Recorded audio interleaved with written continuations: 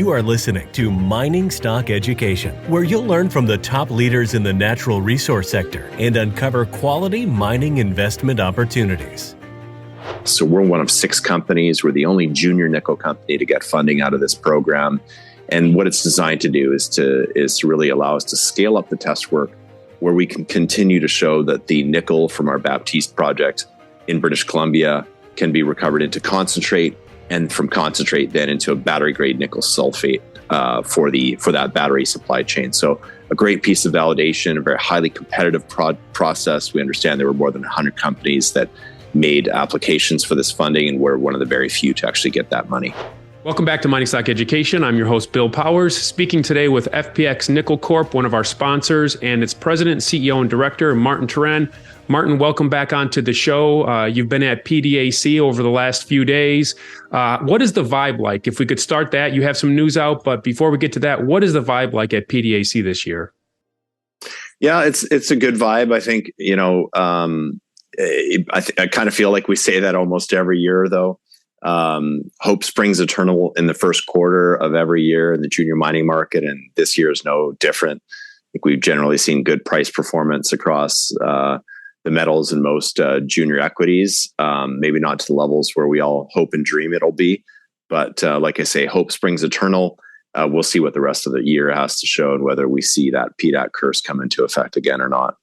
Well, you had some good news out today. You were able to raise money that was non-dilutive and non-repayable. You don't see that very often. 725,000 Canadian dollars issued by the government to support your project. What does this mean for the company? Yeah, it's a big piece of news for us. So as your listeners will know, governments around the world have been responding to the kind of electrification theme with the development of critical mineral strategies. The United States has actually been a leader in that regard in the Western world. The passage of the Inflation Reduction Act by the Biden administration last year was a real landmark and provides for a lot of funding for the critical minerals supply chain in the U.S. And the Canadian government is following in suit and really having to respond to that. Last year, the Natural Resources Canada, which is the Ministry of Natural Resources in this country, announced a program for funding of critical minerals research, development, and demonstration. A bit of a mouthful, but that funding was designed to assist companies in advancing their projects, and in particular, in demonstrating that their projects can produce battery-grade products for that supply chain. And that's exactly what this funding is for us. So we're one of 6 companies. We're the only junior nickel company to get funding out of this program. And what it's designed to do is to really allow us to scale up the test work where we can continue to show that the nickel from our Baptiste project in British Columbia can be recovered into concentrate, and from concentrate then into a battery-grade nickel sulphate for that battery supply chain. So a great piece of validation, a very highly competitive process. We understand there were more than 100 companies that made applications for this funding, and we're one of the very few to actually get that money. Are there specific strings attached to the money? No, there aren't. Really, their government is funding 50% of a program that will allow us to do 2 things. One is to have a significant upscale in our pilot plant test work. So earlier this year, we released the results of pilot plant testing where we treated 17 tons of material. This next program that's being funded by the government will allow us to process something in the region of 60 to 70 tons of material. And that will produce a lot of nickel concentrate, which we can then produce nickel sulphate from in a very simple hydrometallurgical flow sheet. No conditions on the money, no repayment. And we think it's just a really strong validation of the technical merits of the project that the government would be willing to kind of go through that due diligence process and award us with that money. Your project is in British Columbia. So did the provincial government have any say in this money, or was this solely a federal decision?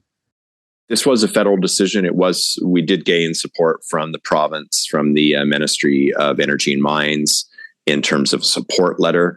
And, obviously building a base of support with both the provincial authorities as well as the federal authorities is a key part of what we do. We're advancing a mature project, one that is very well understood from a geological standpoint through engineering studies. And in the years to come, we would like to get into the permitting process. And so having strong relationships with government officials, both provincially, federally, and with local First Nations is fundamental to really advancing this project to an ultimate construction decision. So when you look at your treasury with the addition of the 725,000, where does that put you? About 17, 18 million, I estimated? Yeah, in the ballpark around 17 million. That's right. So we're fully funded through 2023 and well into 2024, probably into the Q2, Q3 of 2024. And a lot of milestones and catalysts ahead of us that will fund us for. At the same time, we continue to see a lot of interest from strategic counterparties for potential additional investment as well. So, being in nickel, having a Canadian project, we're at the nexus of a lot of really interesting trends right now. And, in some ways, though, I don't think it's reflected in our share price, but in terms of the strategic interest right now, FPX is kind of the belle of the ball. And I think there are other companies like us in that same situation. And I think at some point, the capital markets will catch up to that and reward the share price accordingly. And you're referencing a kind of a mysterious strategic investor. That was our last conversation, right? Will we know who this strategic investor is sometime this year, do you expect? That's certainly a possibility. So yes, we took on a new strategic investor last year with a private placement. That company bought 9.9% of us. It is what we've described in the news release as a corporate strategic investor. It is a large public company with an international footprint of operations. And we do believe, based on our engagement with them, that we may be in a position to announce their identity to the market at some point this year. And I'm quite confident that we could see a very positive reception to that news when it is announced. And it will, I think, really signify the importance of the technical validation of our project that type of investment entails. Again, the investment done at a 27% premium to our share price at the time. So they bought about 10% of the company at 50 cents Canadian per share, and recently we've been trading in the range of 45 cents. So to me, it creates a great opportunity for investors to look at the stock at this level below where that strategic came in. My government here in the States, as well as your government up in Canada, are funding these projects. Obviously, you just received some money. Are you going to pursue any more government money to move the Baptiste project further? Yeah, in a number of different fronts, absolutely. So just with respect to the United States, you may be familiar with the U.S. Department of Defense has something called the Defense Production Act, or DPA.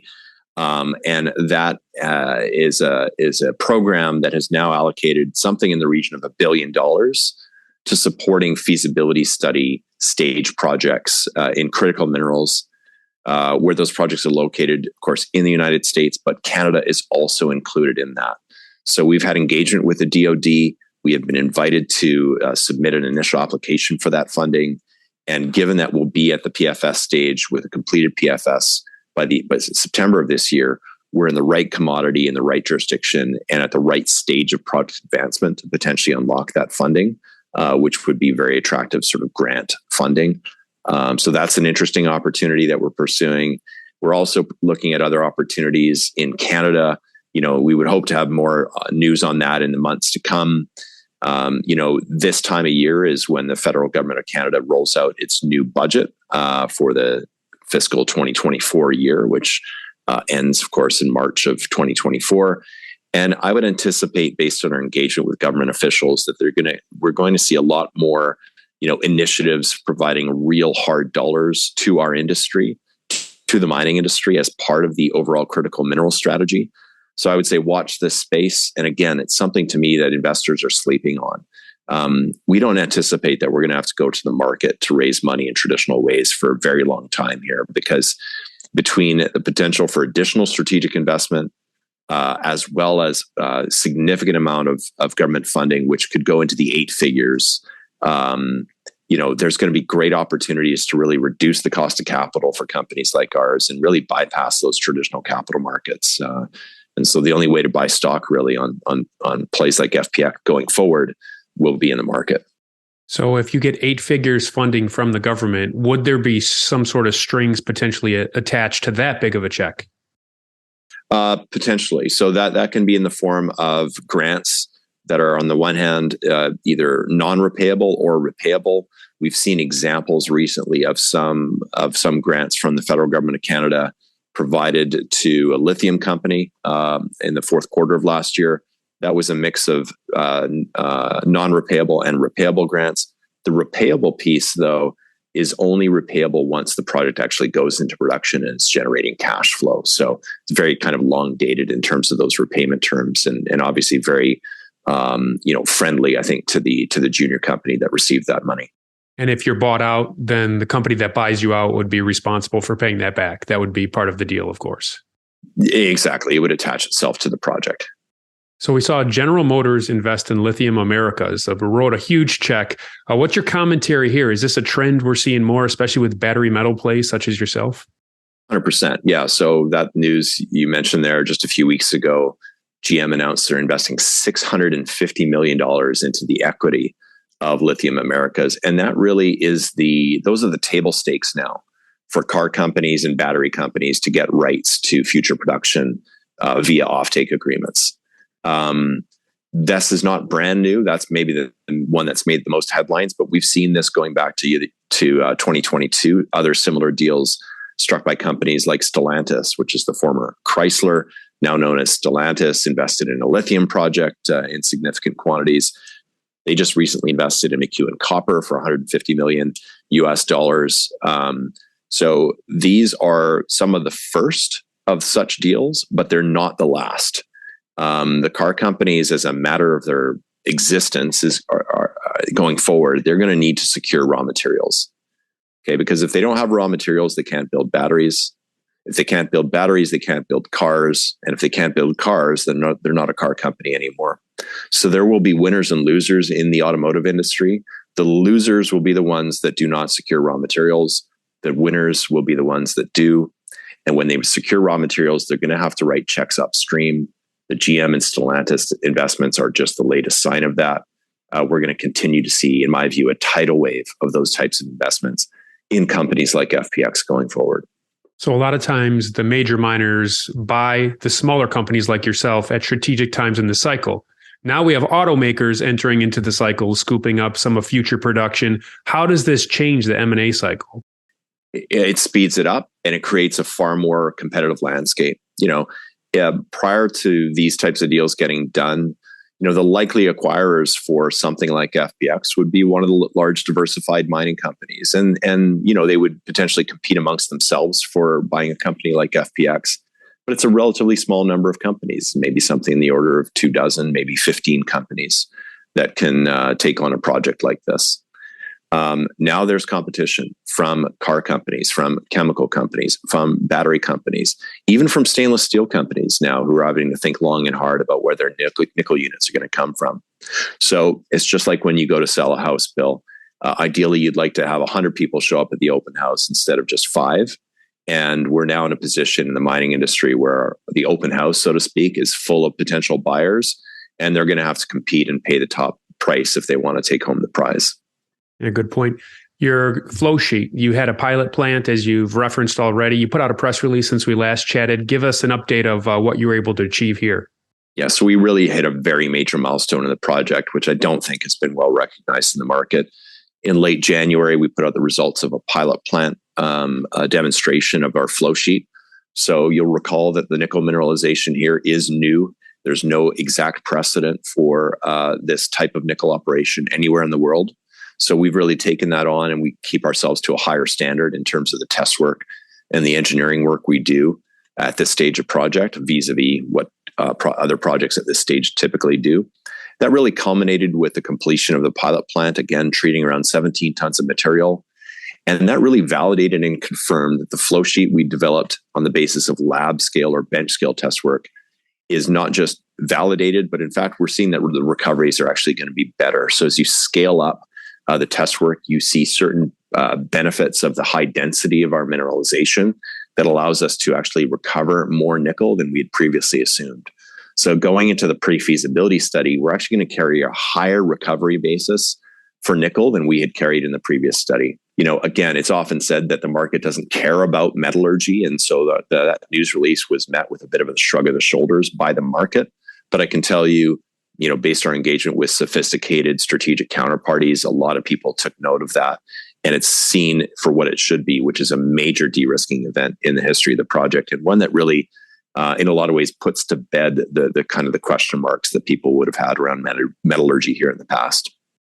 Market often doesn't care about metallurgical results, as you've referenced, but it usually cares, at least in the right market, about exploration results. However, FPX has had exploration success at the Van target, and I don't think you've gotten much love there either, have you? Yeah, that's right. So, we made a major discovery at our Van target in 2021. This target is located about 6 kilometers away from our flagship Baptiste deposit. And we followed that up with a drill campaign in 2022. The last of those results was put out again in January, just a couple of months ago. And, it continues to confirm that Van is, in our view, ultimately has the potential to be as large or larger than Baptiste, and potentially with a higher grade deposit of nickel as well. And again, the market kind of shrugged their shoulders. This is by no means a high grade deposit. So when we put out holes, the grades are viewed as generally low grade, and we acknowledge that. But the fact is, we're adding significant mine life onto the project. And ultimately, what we're doing here is we're building a nickel endowment that would make this one of the world's major nickel mining camps, something to rival what the Russians have in Siberia, what Glencore and Vale have in Sudbury, or even what the Indonesians have. So this is not just multi-decade, but in fact, multi-generational nickel production potential. And that has real inherent strategic value for people in the downstream, and as well as the large diversified mining companies. So, Martin, could you just recap as we conclude upcoming catalysts? What should investors look for?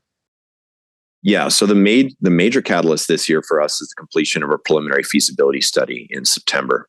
So that is the next major project milestone. But in advance of that, we're going to have a few more news releases. One on variability testing of metallurgy that will really lock in the recovery basis for the PFS. In addition, we continue to do test work to show that we can produce that battery grade nickel sulphate.